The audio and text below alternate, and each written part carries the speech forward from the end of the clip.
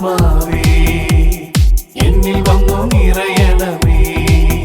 പരിശുദ്ധാത്മാവേ കൃപ ചൊരിയണമേ.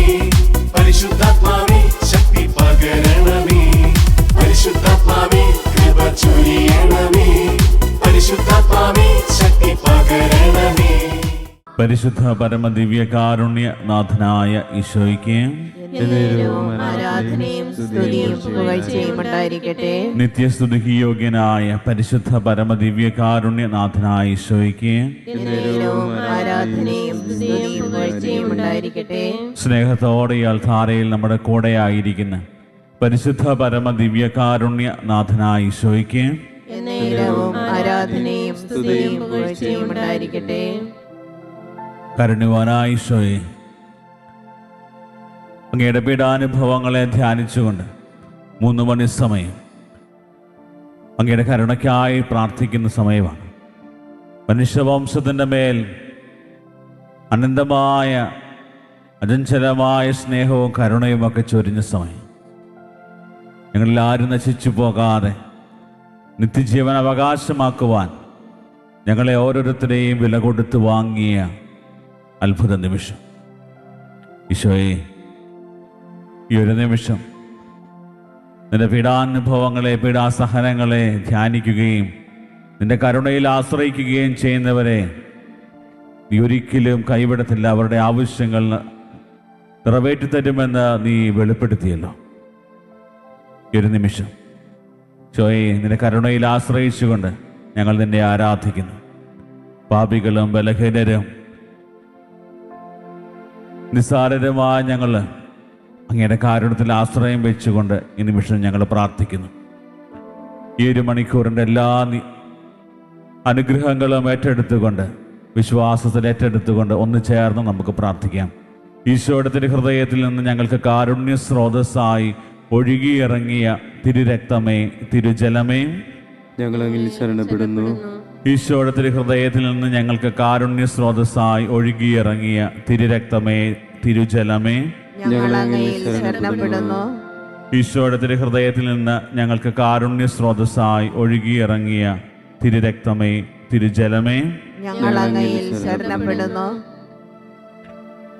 ഈശോയിൽ സ്നേഹമുള്ളവരെ, കർത്താവിൻ്റെ കാരുണ്യം പൂർണ്ണമായി മനസ്സിലാക്കി കാരുണ്യത്തിൽ അഭയം പ്രാപിക്കുന്നവരായി മാറുവാനായിട്ട് ആഗ്രഹിച്ചുകൊണ്ട് ദിവ്യകാരുണ്യനാഥൻ്റെ സന്നിധിയിൽ നമ്മളായിരിക്കുമ്പോൾ നമ്മുടെ ജീവിതങ്ങളെ പരിശോധിക്കാനും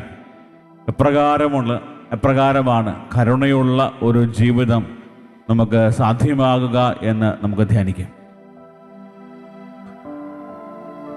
തന്നെ ഏറ്റവും അധികം ദേഷ്യപ്പെടുത്തുകയും അരോചകപ്പെടുത്തുകയൊക്കെ ചെയ്തിരുന്ന ഒരു വക്കീൽ,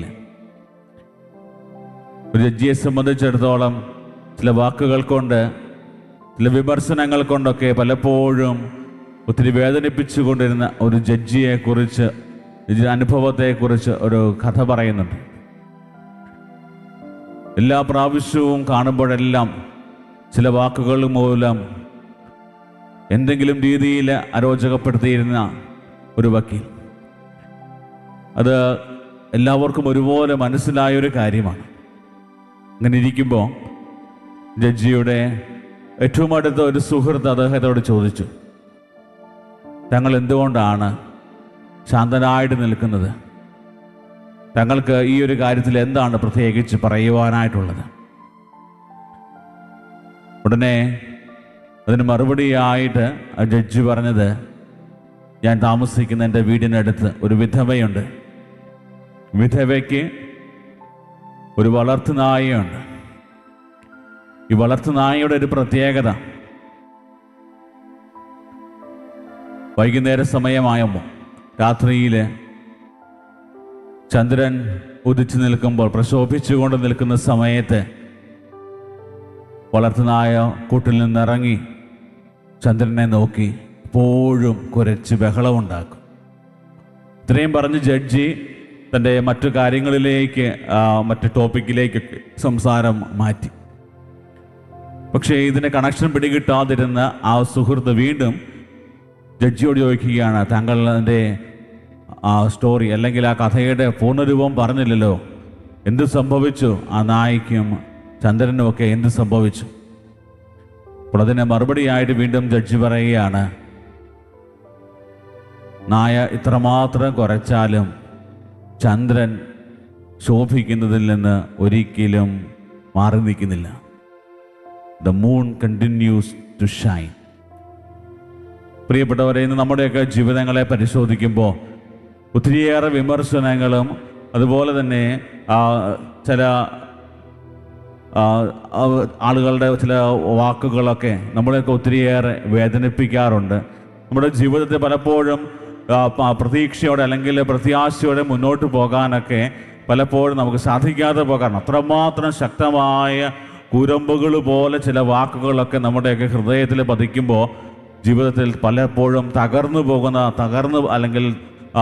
പോകുന്ന അനുഭവങ്ങളൊക്കെ ഉണ്ടായിട്ടുണ്ട്. ഈശോയുടെ ജീവിതത്തിലും പരസ്യ ജീവിതകാലത്തിലും ഇതുപോലുള്ള അനുഭവമുണ്ട്. മർക്കോസിന്റെ സുവിശേഷം 2-ാം അധ്യായം അതിൻ്റെ 23 മുതലുള്ള തിരുവചന ഭാഗങ്ങൾ. ഈശോയും ശിഷ്യന്മാരും വയലിലൂടെ കടന്നു പോകുന്ന സമയത്ത് അവർ കതിരുകൾ പറിച്ച്, വിളഞ്ഞു നിന്നിരുന്ന കതിരുകൾ പറിച്ച് അവർ ഭക്ഷിച്ചു. കാരണം അത്രമാത്രം ഒരു വിശപ്പും അതുപോലെ തന്നെ ദാരിദ്ര്യവുമൊക്കെ അവരുടെ ജീവിതത്തിലുണ്ടായിരുന്നു. പ്രിയപ്പെട്ടവരെ, എല്ലാവിധ സുഖ സൗകര്യങ്ങളോടും കൂടിയുള്ള ഒരു ജീവിതമായിരുന്നില്ല ഈശോയുടേത്. സാധാരണക്കാരിൽ സാധാരണക്കാരായ, ഒത്തിരിയേറെ ദാരിദ്ര്യത്തിലും വിശപ്പിലും വേദനയിലും നൊമ്പരത്തിലും ഒക്കെ കഴിഞ്ഞിരുന്ന വ്യക്തിയായിട്ടാണ് ഈശോ പരസ്യ ജീവിതകാലത്ത് ജീവിച്ചത്. അപ്പോൾ അവരുടെ ഈശോയുടെ ശിഷ്യന്മാർ വയലിലൂടെ കടന്നു പോകുമ്പോൾ അവർ കതിരുകൾ പറിച്ചു തിന്നത് ഒരു വലിയ ഒരു കുറ്റമായിട്ട് ഫരിസേയരും നിയമജനം കണ്ടുപിടിക്കുക. ഒരു കുറ്റം കണ്ടുപിടിക്കുന്ന സമയത്ത് ഈശോ അവർക്ക് തിരിച്ച് കൊടുക്കുന്ന ഏറ്റവും പ്രധാനപ്പെട്ട മറുപടി എന്ന് പറയുന്നത് മറ്റൊന്നുമല്ല.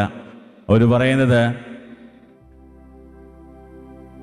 നമ്മൾ സാപത്തിന് വേണ്ടി ജീവിക്കേണ്ടവരല്ല, സാപത്ത് മനുഷ്യർക്ക് വേണ്ടിയാണ്. അതായത് നമ്മുടെ ജീവിതത്തിൽ നമുക്ക് ഏറ്റവും കൂടുതൽ നമുക്ക് ആവശ്യമുള്ളൊരു കാര്യം അത് മനുഷ്യത്വമാണ്. മനുഷ്യത്വം കാത്തു സൂക്ഷിക്കുക. അതുകൊണ്ടാണ് ഈശോ പറഞ്ഞത്, നിങ്ങൾ കരുണയുള്ളവരായിരിക്കുക. നിങ്ങൾ സ്വർഗസ്ഥനായ പിതാവ് കരുണയുള്ളവനായിരിക്കുന്നത് പോലെ നിങ്ങൾ കരുണയുള്ളവരായിരിക്കുക.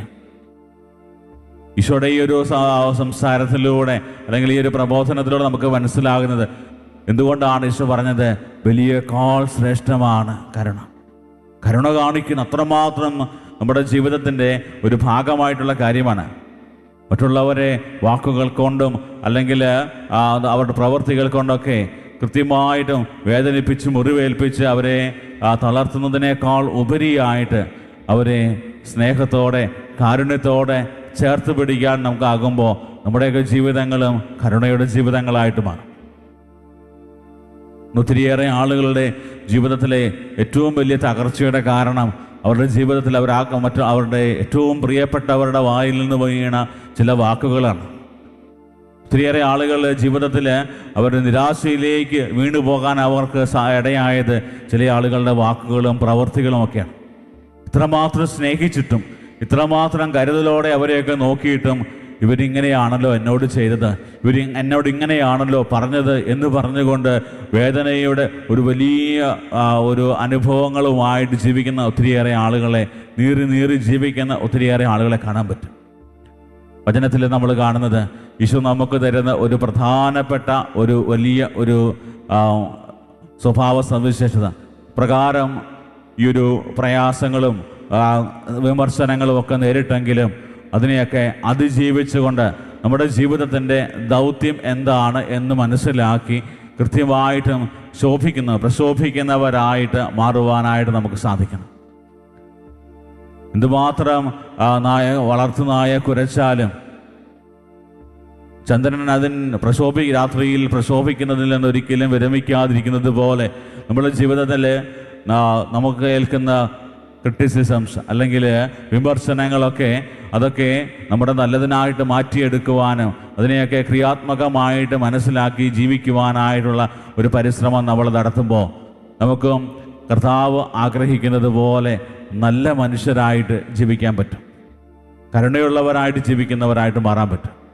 നമ്മുടെയൊക്കെ ജീവിതങ്ങളിലൊക്കെ ആണെങ്കിലും ഒരാൾ മറ്റൊരാൾ സഹായം ചെയ്തു കൊടുക്കുമ്പോൾ, സ്നേഹത്തോടെ അവരുടെ ആവശ്യങ്ങളിലൊക്കെ സഹായിക്കുമ്പോൾ നമ്മളൊക്കെ പറയാറുള്ള കാര്യമാണ്, അവനിലുള്ള മനുഷ്യത്വമാണ്, നല്ല മനുഷ്യനാണ്, മനുഷ്യത്വം കാത്തു സൂക്ഷിക്കുന്ന വ്യക്തിയാണ്. ആക്സിഡൻറ്റിലൊക്കെ പെട്ട് ആരെങ്കിലും വഴിയിൽ കിടക്കുമ്പോൾ അവരെയൊക്കെ ആശുപത്രിയിലേക്ക് എത്തിക്കാനായിട്ടൊക്കെ ചില ആളുകൾ പരിശ്രമിക്കുമ്പോൾ നല്ല നാട്ടുകാർ പറയാറുണ്ട്, നല്ല മനുഷ്യത്വമുള്ള ആളുകൾ. പ്രിയപ്പെട്ടവരെ, എന്തുകൊണ്ടാണ് നമ്മുടെ ഉള്ളിലെ ആ ഒരു മാനുഷിക നന്മകൾ വറ്റിപ്പോകാതെ നല്ല മനുഷ്യരായിട്ട് ജീവിക്കുവാനായിട്ടുള്ള കൃപയ്ക്ക് വേണ്ടി പ്രത്യേകം പ്രാർത്ഥിക്കാം. നല്ല മനുഷ്യരാകുക എന്ന് വെച്ചാൽ ദൈവിക സ്വഭാവങ്ങളായ സ്നേഹവും കരുണയും ഒക്കെ നമ്മുടെ സ്വഭാവത്തിൻ്റെ ഭാഗങ്ങളായിട്ട് മാറുക. ഈ ഒരു ആഗ്രഹത്തോടെ നമ്മുടെ ജീവിതത്തിലും ദൈവിക സ്വഭാവം നിറയുന്നവരായി മാറുവാനായിട്ട് ആഗ്രഹിച്ചുകൊണ്ട് നമുക്ക് പ്രാർത്ഥിക്കാം. ദിവികാരനാഥന്റെ സന്നിധിയിൽ ഒരിക്കൽ കൂടി നമ്മുടെ എല്ലാ നിയോഗങ്ങളും പ്രാർത്ഥനകളും സമർപ്പിക്കാം. നമ്മുടെ വ്യക്തി ജീവിതത്തെ നമ്മൾ കടന്നുപോയിക്കൊണ്ടിരിക്കുന്ന എല്ലാ ജീവിത സാഹചര്യങ്ങളെയും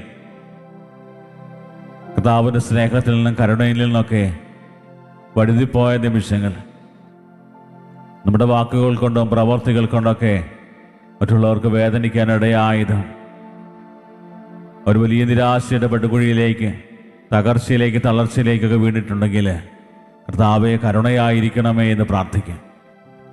ഏറ്റവും സ്നേഹത്തോടെ കരുണയോടെ പെരുമാറുവാനായിട്ടുള്ള വലിയ കൃപ നൽകി അനുഗ്രഹിക്കണമേ എന്ന് പ്രാർത്ഥിക്കാം.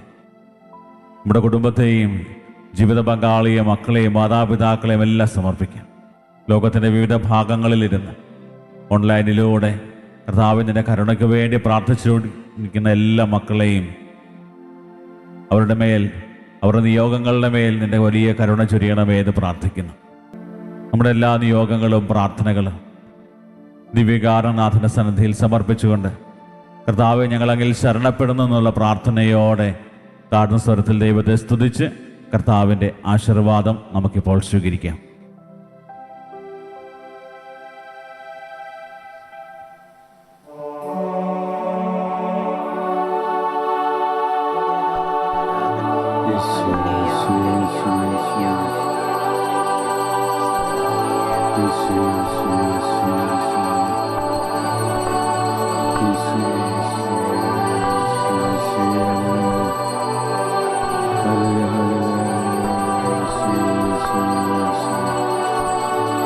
പരിശുദ്ധ പരമമാ ദിവ്യകാരുണ്യമേ, എന്നുമെന്നും അങ്ങേക്കാരാധന.